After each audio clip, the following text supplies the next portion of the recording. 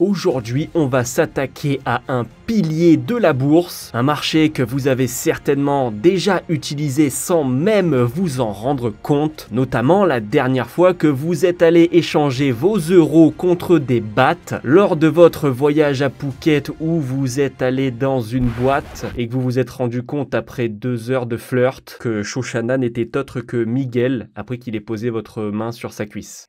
Un marché où les économies du monde entier s'affrontent sans relâche pour savoir qui sera la plus forte. Oui, nous allons parler du Forex. Alors si jusqu'à présent vous ne saviez pas réellement ce qu'était ce marché et à quoi il peut servir, vous êtes bien tombé parce qu'à la fin de cette vidéo, vous saurez comment profiter de cette opportunité unique pour devenir multimillionnaire en 2 semaines seulement. Bon, j'arrête les blagues, c'est parti, on va voir ensemble le Forex pour les nuls. J'ai connu la richesse, mais j'ai connu aussi la pauvreté.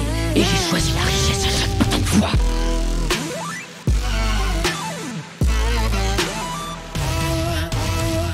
Le Forex, on dirait un peu le nom d'une nouvelle marque de ciment ou de colle ultra forte, mais la réalité est bien différente. Avec le Foreign Exchange Market, ou marché d'échange pour les intimes, on ne parle pas de vendre des tomates ou des timbres, mais des devises, des monnaies, et croyez-moi, oui, ça peut être aussi palpitant qu'un épisode de Breaking Bad. Le Forex, c'est comme un gigantesque centre commercial mondial où les devises sont les produits stars. Imaginez un endroit où vous pouvez acheter de l'euro avec du dollar ou du yen avec du franc suisse. Oui, c'est un peu comme faire du shopping mais avec des devises. La grande différence, vous pouvez potentiellement gagner de l'argent ou en perdre. Le Forex n'a pas toujours été cette immense fête internationale des devises. Il a commencé modestement après la Seconde Guerre mondiale. Oui, il est presque aussi vieux que votre grand-père. Avant, les monnaies s'échangeaient selon des règles rigides fixées par des accords gouvernementaux.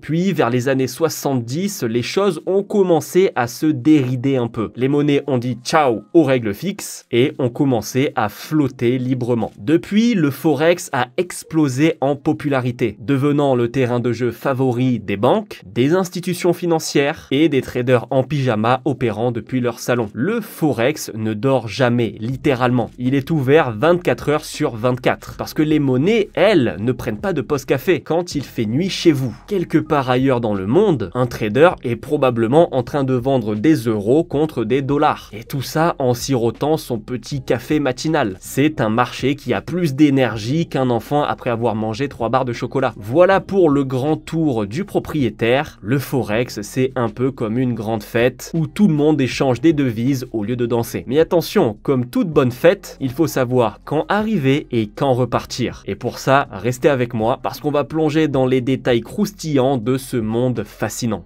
À présent, nous allons rencontrer les stars de notre show, les acteurs principaux du marché du Forex. C'est un peu comme dans une émission de télé-réalité, mais sans les disputes pour une place dans la salle de bain. Les banques, ces mastodontes financiers, sont les LeBron James du Forex. Elles jouent un rôle crucial dans le marché, échangeant des montagnes de devises chaque jour. Leur objectif, maximiser leurs profits, un petit peu comme quand vous essayez de prendre le dernier pain au chocolat au petit déjeuner avant votre coloc. Ensuite, nous avons les institutions financières. Ce sont les cerveaux tactiques du marché, analysant chaque mouvement comme un grand maître des échecs. Leur jeu, prédire le futur des devises pour gagner gros. Pas de boule de cristal, juste beaucoup d'analyses et de graphiques. Et enfin, les traders individuels. Ce sont des gens comme vous et moi qui tradent depuis leur ordinateur, toujours en pyjama d'ailleurs, ou en costume si c'est votre style. Certains sont des pros, d'autres des amateurs, mais tous partagent un rêve, conquérir le monde du Forex, un trade à la fois. Parlons maintenant des paires de devises. Imaginez-les comme des duos célèbres. Batman et Robin, Thelma et Louise, sauf que là c'est Euro-USD, GBP-JPY, etc. Chaque paire a sa propre personnalité, son propre style de trading. Et comme dans toute bonne relation, il faut les comprendre pour bien s'entendre. Le Forex, c'est un peu comme un club ouvert jour et nuit. Vous pouvez trader à l'heure qui vous convient, que ce soit en buvant votre café matinal ou bien en faisant une pause dans votre série nocturne. Mais attention, même si le marché ne dort jamais, vous devriez un peu. Dans cette troisième partie, nous allons déchiffrer ensemble le jargon mystérieux du trading de devises. Rassurez-vous, c'est plus facile à saisir que de déchiffrer des hiéroglyphes égyptiens. Commençons par le spread. C'est la différence entre le prix d'achat et le prix de vente d'une paire de devises. Pensez-y comme à la marge du vendeur de glace. Il achète à un prix, vend à un autre et garde la différence pour s'acheter de nouveaux cornets. Dans le forex, les spreads sont souvent plus serrés qu'un jean skinny, du moins sur les paires majeures et chez les brokers sérieux. Donc chaque petit pip, le plus petit changement de prix dans une paire de devises, compte. Un lot dans le monde du forex, c'est un peu comme un pack de bière. C'est une quantité standardisée de devises que vous tradez. Il y a des lots standards, mini et même micro. Ça, c'est pour ceux qui préfèrent trader léger. Choisir la bonne taille de lot, c'est comme choisir la bonne taille de vêtements. Ça doit correspondre à votre capital et au risque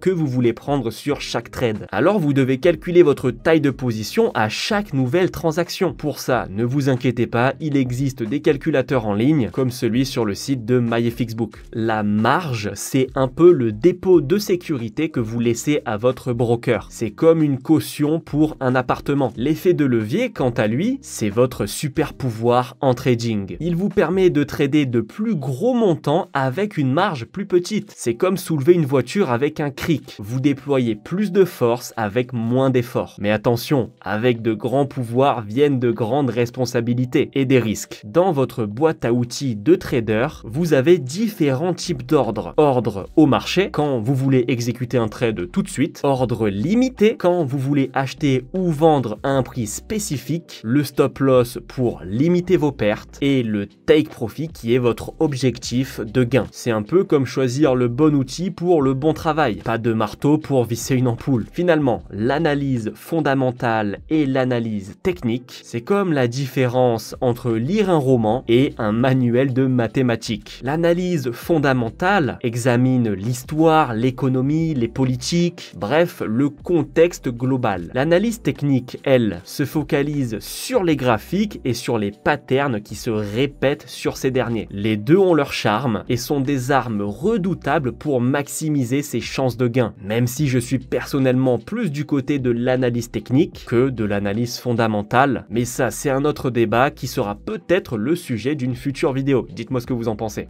Pour terminer, on va parler du nerf de la guerre, ou plutôt de la joie du trader, transformer ses connaissances en argent réel. Alors accrochez-vous, on plonge dans le grand bain des échanges de devises. Tout commence avec l'achat et la vente de devises. Un peu comme jouer à qui veut gagner des millions, mais avec des taux de change. Vous achetez une devise quand vous pensez qu'elle va monter, et vous la vendez quand vous sentez qu'elle va redescendre. C'est un peu comme parier sur le cheval gagnant, sauf que là, encore une fois, c'est sur les devises. Le forex, c'est un petit peu comme une météo économique. Les taux de change fluctuent constamment. Et ça, en fonction des nouvelles économiques, politiques et même des rumeurs. Un bon trader, c'est un peu comme un météorologue du marché. Il faut savoir lire les nuages économiques pour prédire la pluie ou le beau temps sur les devises. Imaginons que vous avez acheté des euros avec des dollars quand l'euro était bas. Si l'euro monte, hop, vous les revendez en dollars et vous faites du profit. C'est un peu comme acheter des actions d'une entreprise avant qu'elle ne devienne la prochaine Apple. Mais là, c'est avec les monnaies du monde entier et le frisson est tout aussi réel.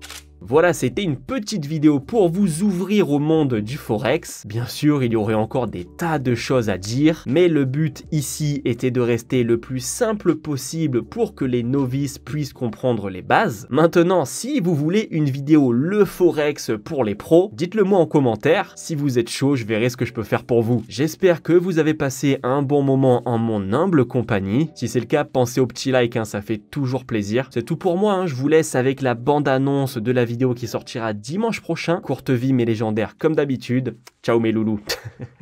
Dans cette vidéo, nous allons plonger dans l'obscurité du monde de la crypto-monnaie. Nous allons découvrir ensemble des histoires aussi intrigantes que bouleversantes. Si vous pensiez que l'univers des crypto-monnaies était tout rose, rempli de paillettes, c'est que vous ne connaissez pas la nature humaine lorsque des millions voire des milliards de dollars sont en jeu. Alors entre mort suspecte et détournement de fonds, plongez avec moi dans ces affaires qui ont marqué au fer rouge toute la communauté crypto.